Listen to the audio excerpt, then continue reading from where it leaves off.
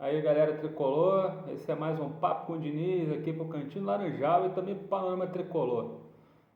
Hoje, né, é o papo.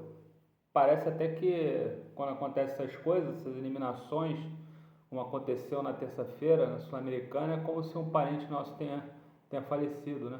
Como não foi igual, obviamente, não tem como comparar ao que aconteceu na Libertadores de 2008, obviamente. Mas foi uma sensação ruim, porque era uma Sul-Americana que eu reputo uma das mais fáceis, com todo respeito aos competidores, às equipes que estão na Sul-Americana de 2025. E o Fluminense investiu pesado, investiu dinheiro, por mais que os jogadores não estejam rendendo, o Fluminense gastou muito dinheiro, uma equipe que não está rendendo, na mão de um treinador, que a gente já vai falar disso, que não vinha fazendo um trabalho à altura das tradições do Fluminense. Eu estou bem calmo aqui para falar, porque eu não quero me exasperar, eu não quero ficar sendo muito beligerante na fala. Eu vou falar aqui de uma maneira mais calma, mas de uma maneira firme. Nós aqui, né, eu não tenho, aqui ninguém é dono da verdade, ninguém que está aqui para falar, eu dei essa parada de eu avisei, não gosto disso, mas no papo de início passado eu falei que o Renato estava abaixo da crítica, que o Renato realmente foi covarde no jogo de ida, aquilo provavelmente pode ter comprometido a classificação e o Renato estava se valendo de jogar no Maracanã, né? Só pelo puro fato de jogar no Maracanã o Fluminense classificaria, um puro menosprezo à equipe do Lanús que, claro, se você olhar tecnicamente, é uma equipe muito mais fraca que o Fluminense, obviamente no papel mas o futebol a gente sabe que não é, o futebol o papel não joga, que joga é lá dentro do campo, né? E o Fluminense fez até um primeiro tempo com muita valentia, jogou com a postura que ele deveria ter jogado na Argentina. E no Maracanã, no primeiro tempo, o Fluminense teve uma boa postura, poderia ter marcado mais gols. Mas a inconsistência e a falta de critério do treinador. E aí, Renato, não adianta você sair do clube, coisa feia, cara, sair apontando para a torcida, para a internet. Cara, hoje, se você não consegue mais conviver com a internet, que é uma realidade, né? Nós estamos aqui, hoje a gente trabalha com o YouTube, podemos nos considerar youtubers, sim. Qual o problema? É uma profissão hoje em dia. Muita gente fala besteira, fala como você fala. 100% quase das suas falas ultimamente tem sido merda. Assim como muita gente fala, eu falo também. A gente erra. Eu também falo muita merda. Mas eu assumo as merdas que eu falo, assumo as merdas que a gente faz. Tá? Porque ninguém é perfeito, ninguém aqui mas você se coloca como o alecrim dourado. É a fina flor a fina flor da imaculado.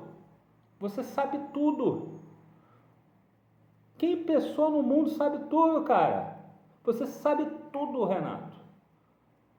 Quando você diz assim, não, eu sei o que eu estou fazendo, eu sou o cara. Cara, você está sempre no eu, você nunca fala nós. O, o pronome do plural de tratamento, nós, você não usa nunca, você só usa o eu no singular. E não dá. O Fluminense hoje está eliminado da Sul-Americana. Se você estava insatisfeito, por que você não pulou fora antes? Deixava que outro treinador entrasse, ou o próprio Marcão, para que o Marcão ou outro treinador fizesse uma escalação diferente, que o time tivesse uma postura diferente, e a gente agora estaria, pelo menos, teria brigado por essa classificação. O Fluminense foi muito mal nos 2 jogos com o Lanús. Muito mal. Então, sua demissão, Renato, não foi por causa da torcida, não foi por causa dos jogadores em si, não foi por causa de nada, foi por causa de você mesmo. Você não segurou a onda. Você estava fazendo um péssimo trabalho, tá? E você não admite seus erros. Você colocou culpa, teve entrevista que você botou culpa nos jogadores, teve entrevista que você botou culpa na torcida, você põe culpa no calendário, você põe culpa em todo mundo, mas você não se enxerga, você acha que é o maior treinador de todos os tempos. E não é, cara. Não é. Você é um bom treinador, você era um bom treinador. E eu falei aqui, se você está de saco cheio, se você não quer mais, cara, vai pro futebol, vai pra praia. Aproveita a aposentadoria, você é um cara que não precisa mais do futebol, você tá rico. E graças a Deus, você não é uma má pessoa, Renato. Você não é uma pessoa ruim. Eu acredito que você é uma boa pessoa, eu sei que você é uma boa pessoa. Você ajudou sua família, você é um cara que ajudou os funcionários na época do gol de barriga, 95, 96, você ajudou muita gente no Fluminense. Você é um cara super do bem, eu gosto muito de você, Renato. Pessoalmente, não tenho nada contra você, Renato. Você é uma pessoa muito boa, muito legal. Agora, tem os seus defeitos, como não vou aqui recriminar você. Você tem a questão da soberba, você tem a questão da arrogância e você tem a questão de falar, você é falastrão, entendeu? E você não aprendeu isso com 62, 63 anos, você não vai aprender. É uma coisa natural da vida, você não vai aprender. Você não aprendeu, você foi técnico do Fluminense em 2008, 2007, 2008, você foi campeão da Copa do Brasil com a gente em 2007, foi vice da Libertadores, aquele jogo fatídico lá contra a LDU, e você não aprendeu. Você continua a mesma pessoa. Esses são os defeitos que você tem. Você é arrogante, você é prepotente, você é soberbo. Tá? É uma pena, porque você é uma pessoa boa. Eu sei que você é uma pessoa boa de coração, você é um cara muito bom, você ajuda muita gente. Agora, eu estou falando de dentro do campo, eu estou falando de Fluminense, eu estou falando do maior, do bem maior aqui nosso, que é o Fluminense. E você não está acima do Fluminense. Eu já falei aqui, eu vou repetir. Daqui a pouco eu vou trazer um quadro para desenhar para as pessoas.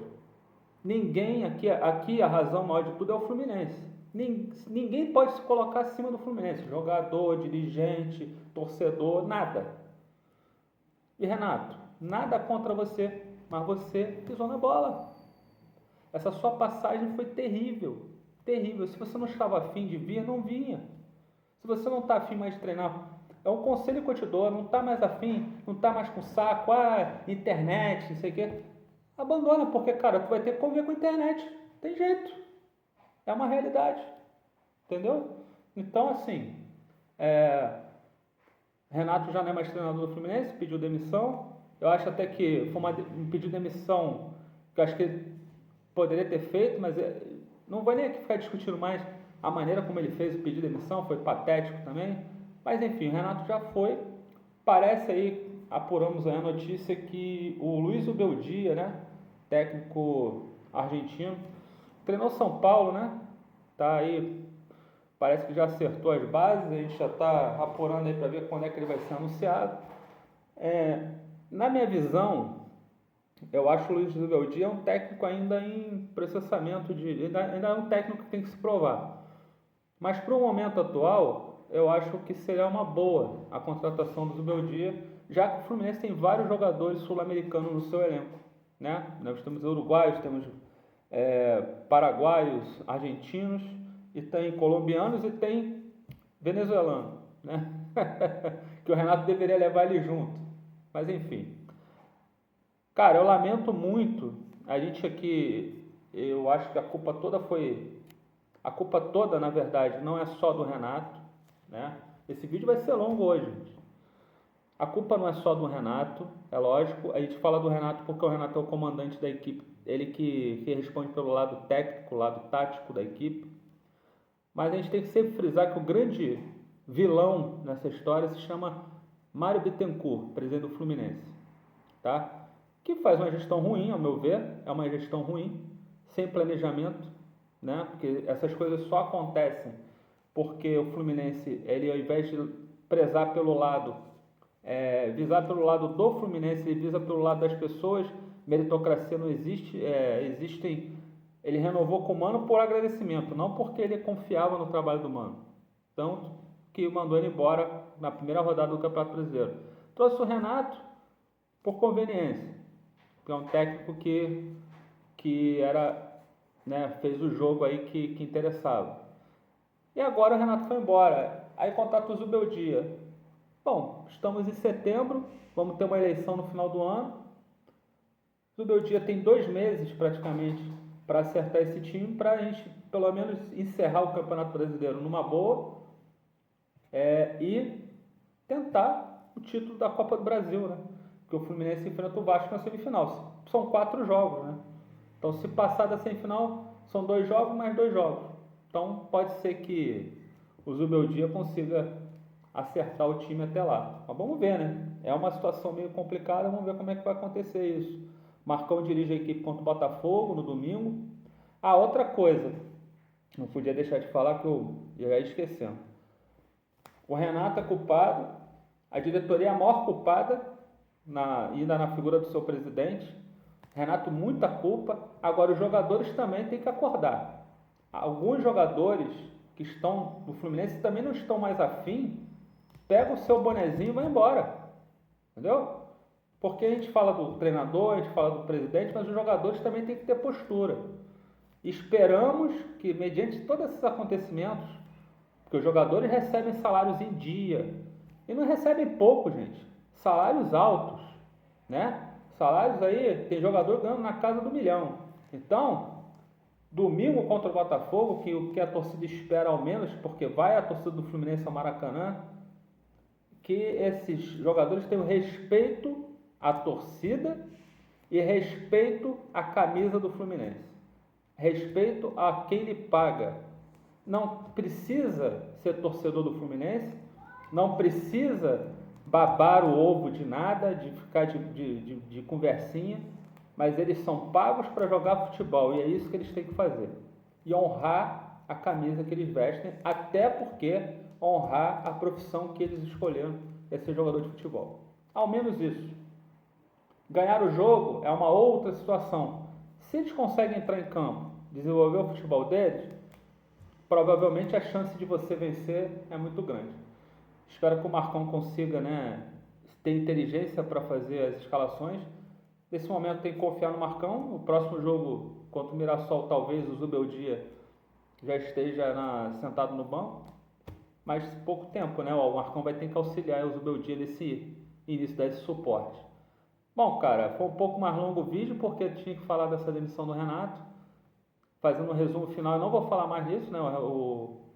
O Renato teve uma péssima passagem, apesar do 4º lugar no Mundial, e o Fluminense está na semifinal da Copa do Brasil, estando nas quartas da Sul-Americana, não faz mais do que obrigação, e está muito mal no Brasileiro. Eu não considero o 8º lugar bom resultado.